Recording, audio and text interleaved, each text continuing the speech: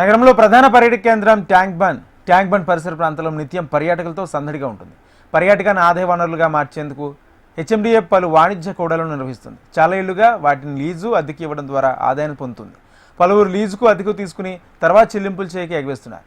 ఇప్పటికే అధికారులు కొన్ని లీజులను రద్దు చేశారు. తాజాగా హుస్సేన్ సాగర్ చుట్టూ 20 వరకు వాణిజ్య కూడళ్లను గుర్తించి వాటిని తిరిగి అద్దెకి ఇచ్చేందుకు హెచ్ఎండిఏ కసరత్తు చేస్తుంది. మరింత సమాచారం మా ప్రతినిధి అరుణ్ అందిస్తారు.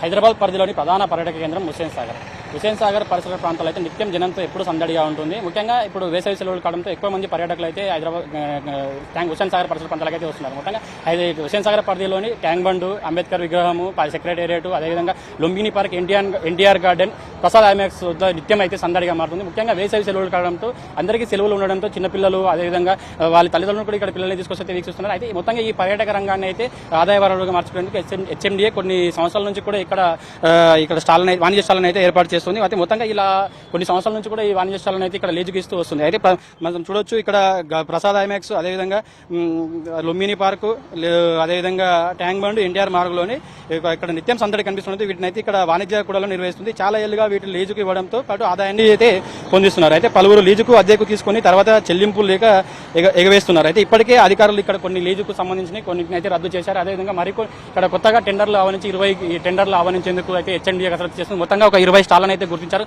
గత కొన్నేళ్లుగా కూడా వీళ్ళు హెచ్ఎండిఏకు సరిపడా డబ్బులు అయితే ఎగవేస్తున్నట్లు తెలుస్తుంది. అయితే వీటన్నిటి గుర్తించి ఒక 20 వరకు కూడళ్లను గుర్తించారు. వాటిని తిరిగి అద్దెకిచ్చేందుకు కూడా హెచ్ఎండిఏ అయితే కసరత్తు చేస్తుంది.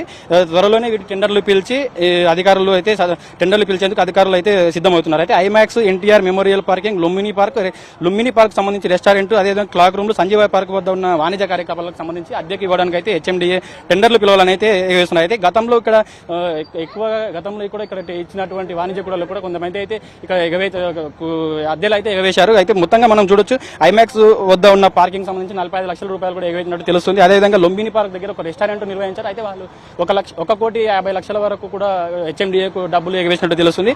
ఎన్టీఆర్ మార్గ్ దగ్గర ఉన్న 16 లక్షలు, ఎన్టీఆర్ మెమోరియల్ పార్కింగ్ దగ్గర పార్కింగ్ సంబంధించి కూడా గత కొన్నేళ్లుగా హెచ్ఎండిఏకు డబ్బులు కట్టనట్లు ఉంది. 20 లక్షల రూపాయల వరకు కూడా పెండింగ్ లో తెలుస్తుంది. అదేవిధంగా లుంబిని పార్క్ దగ్గర ఉన్న పార్కింగ్ సంబంధించి కూడా ఒక 11 లక్షల రూపాయల వరకు కూడా పెండింగ్ లో ఉన్నట్టు తెలుస్తుంది. అయితే ఇవన్నింటినీ గుర్తించిన హెచ్ఎండిఏ వీటికి ఉన్నటువంటి టెండర్లన్నీ కూడా రద్దు చేసింది. ఇలా రద్దు చేసి కొత్తగా మరో 20 వాణిజ్య కూడళ్లను గుర్తించి వాటన్నింటినీ కూడా టెండర్లు పిలిచి పర్యాటక రంగానికి సంబంధించి ఇక్కడ వేసవి కాలం కావడంతో ఎక్కువ వేసవి సెలవులు ఉండడంతో కూడా ఎక్కువ మంది పర్యాటకులు ఇక్కడికి వచ్చే అవకాశం ఉంది. కాబట్టి ఆ పర్యాటక రంగానికి సంబంధించి వచ్చే ఆదాయాన్ని కూడా మరింత ఆదాయాన్ని పెంపొందించడానికి హెచ్ఎండిఏ కసరత్తు చేస్తుంది. మొత్తంగా ఒక 20 కూడళ్లను అయితే గుర్తించింది.